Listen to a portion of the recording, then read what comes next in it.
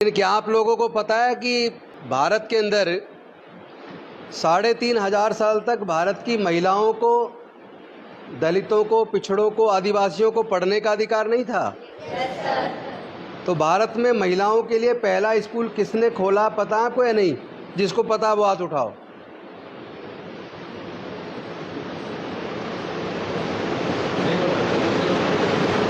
ये तो गलती आपकी है जी, आप पढ़ा नहीं रहे हो इनको। बताओ।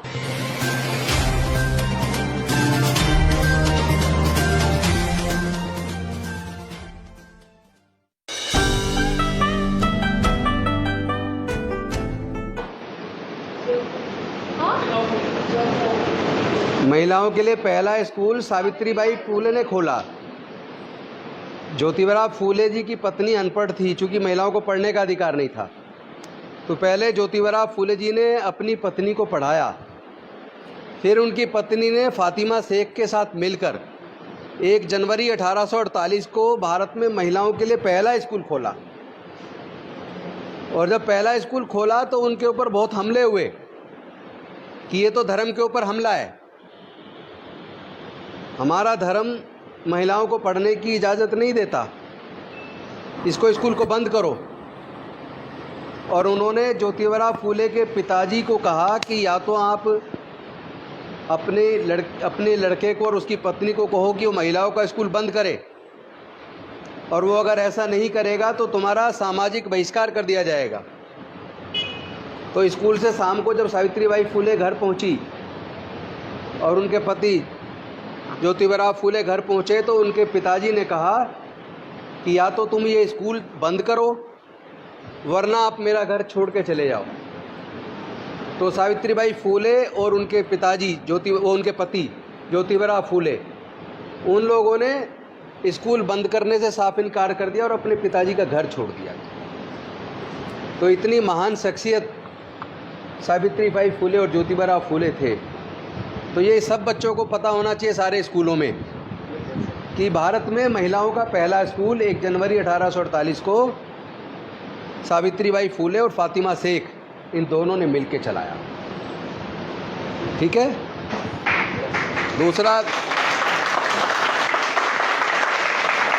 जो हमारे बच्चे दिल्ली का ये ईसापुर में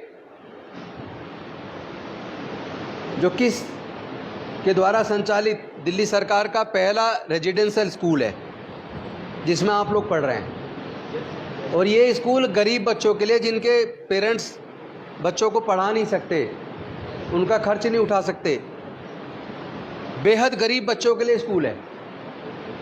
और हमारी कोशिश है इस स्कूल को इतना बेहतरीन बनाए कि यहाँ से बच्चे पढ़ के फर्नाटेदार अंग्रेजी भी बोलें और काबिल बन के निकलें और अपने भविष्य का निर्माण करें। और मैं आज आपको भी एक काम देना चाहता हूँ। एक तो अपने इस स्कूल के, चूँकि गरीब परिवारों के बच्चे, इनके बारे में ज़्यादा लोग नहीं सोचते। अगर आपको ये जिम्मेदारी है तो समझ लो बहुत बड़ी जिम्मेदारी, महत्वपूर्ण जिम्मेदारी है। दुनिया के अंदर इस स्कूल का नाम रोशन होना चाहिए। हमारे सारे बच्चों को बेहतरीन इंग्लिश बोलना सिखाओ। तो उसके लिए जो भी कुछ करना पड़े, जो मदद चाहिए लीजिए, लेकिन करके दिखाइए। दूसरा, हमारे बच्चों के अंदर इतनी प्रतिभा है, बच्चे अच्छे नंबर भी लेके आ रहे हैं, अलग अलग तरह के खेलों में भी बहुत अच्छे लेवल पे लेके आ रहे हैं। लेकिन अब आप लोगों को नेशनल लेवल पे भी और इंटरनेशनल लेवल पे भी आप हमारे यहाँ से बच्चे अच्छे निकल के आने चाहिए। उसके लिए जो भी आपको ज़रूरत है वो करिए, लेकिन स्कूल को ऐसा बनाइए कि इनके माँ बाप की गरीबी को ये बच्चे दूर कर दें। और ये केवल अपने माँ बाप की गरीबी को दूर ना करें, बल्कि माँ बाप की गरीबी दूर करने के साथ साथ ये इस लायक बने कि ये देश का भी नाम रोशन करें। दिल्ली का हर बच्चा वो बेहद काबिल बने, अपने घर को भी मजबूत करे और देश को भी मजबूत करे। साथ में कट्टर देशभक्त बनना है। आपको हिंदू मुसलमान नहीं बनना, सिख ईसाई नहीं बनना, आपको अच्छा इंसान बनना है।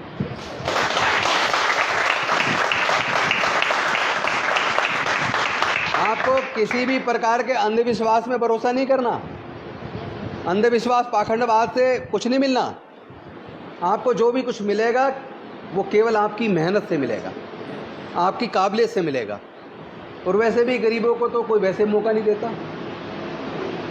तो तुम इस लायक ज़रूर बनना कि 10-5 और गरीब बच्चों को पढ़ा सको। फंडामेंटल राइट पढ़ाने, बच्चों को भारत की संविधान की प्रस्तावना उसका अर्थ अच्छे से समझाना है, बच्चों को directive principle of state policy पढ़ानी है और बच्चों को फंडामेंटल ड्यूटीज़ पढ़ानी है।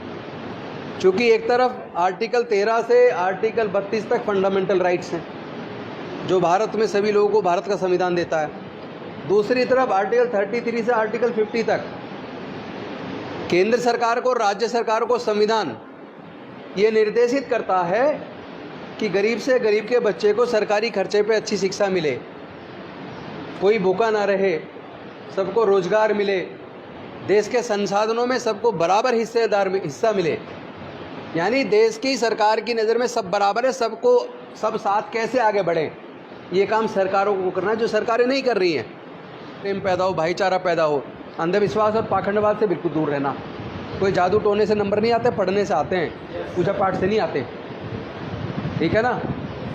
तो जो हम जितनी मेहनत हम ज़्यादा करेंगे उतनी ऊंचाइयों पे जाएंगे, जितनी मेहनत कम करेंगे उतना ही नीचे रह जाएंगे।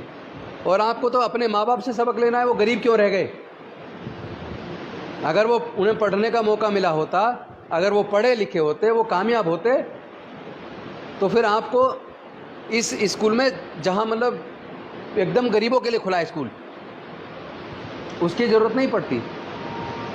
लेकिन चूंकि पेरेंट्स नहीं पढ़ पाए और गरीब रह गए, बेहद गरीब हो गए, जिसकी वजह से आपका वो खर्चा तक नहीं उठा पा रहे हैं, तो अब आपको इस लायक ज़रूर बनना है कि आप अपने माँ बाप के उस जीवन स्तर को भी सुधारेंगे और अपने आप को कामयाब बनाएंगे और देश का निर्माण करने में अपनी भूमिका निभाएंगे। फूले, जिन्होंने महिलाओं का भारत का पहला स्कूल खोला, जिनके पति ने भारत में दलितों के पिछड़ों के लिए 15 मई 1848 को पहला स्कूल खोला, ऐतिहासिक चीज़ें हैं ये कहीं स्कूल में नहीं पढ़ाई जा रही, हम अपने स्कूल पढ़ाएंगे।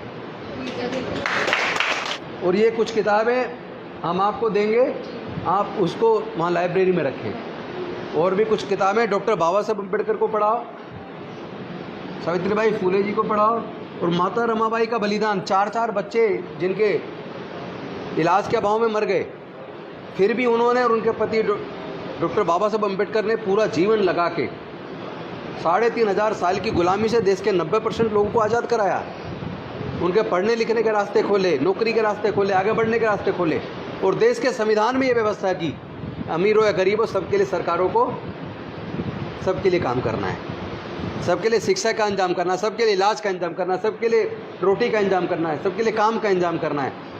तो ऐसी व्यवस्था देने वाले महापुरुषों को जरूर पढ़ाना है। और भी देश में जो महापुरुष हैं, पढ़ाना सबको है, लेकिन ऐसे लोगों ने जिन्होंने विशेष रूप से गरीबों का, पिछड़ों का, वंचितों का, मजदूरों का, किसानों का, जिन्होंने उनके लिए स्पेशली एक्स्ट्रा फोकस करके नीतियाँ बनाई हैं, उनका हमें निश्चित तौर पे उनको पढ़ाना है। और मैं उम्मीद करूँगा कि आपको आने वाले समय में जो भी मदद की ज़रूरत पड़ेगी वो हमारे स्कूल की तरफ से मिलेगी, लेकिन आप कामयाब बन के निकलना और पढ़ाई की मेहनत बढ़ा दो। आपको पता है डॉक्टर बाबा साहेब अम्बेडकर 18 घंटे काम करते थे, पढ़ते थे, इतना पढ़ते थे, एकदम गरीब परिवार से आके, उसके बावजूद इतना बड़ा काम कर देना। भारत का जो रिजर्व बैंक बना है ना, वो डॉक्टर बाबा साहेब अम्बेडकर का थीसिस है, the problem of rupee in India and it's solution, उसके आधार पर बना है। भारत के अंदर जो दामोदर वैली, हीराकुंड बांध, ये जो बांध बने नदियों पे, और जो बिजली की जो परियोजनाएं जो आई हैं, जो मज़दूरों के, किसानों के लिए जो योजनाएं बनी हैं, जो मज़दूरों के लिए न्यूनतम मजदूरी तय हुई है, काम के घंटे निर्धारित हुए हैं, ये सब डॉक्टर बाबा साहब अम्बेडकर ने किया है। तो और महिलाओं को जो मैटरनिटी लीव मिलती है और उसके बाद छुट्टी के बदले पैसे भी मिलते हैं, वो भी उन्होंने किया है। तो ऐसी जो महान शख्सियतें देश के अंदर हुई हैं, मुझे लगता है उन सबको पढ़ के उनको अपना प्रेरणा स्रोत मानते हुए, जिस तरह उन्होंने पढ़ के मेहनत करके इतनी ऊंचाइयां हासिल की है, उसी तरह ये मान लेना कोई भी गरीब से गरीब कमज़ोर बच्चा भी मेहनत करके वो मुकाम हासिल कर सकता है।